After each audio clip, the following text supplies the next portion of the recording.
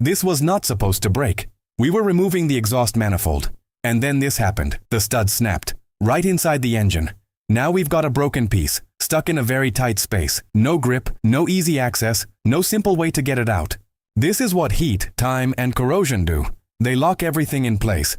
And if you rush it, this is exactly what happens. At this point, standard tools won't work. There's just not enough space. So we had to step it up. We got a specialized tool, made for situations like this.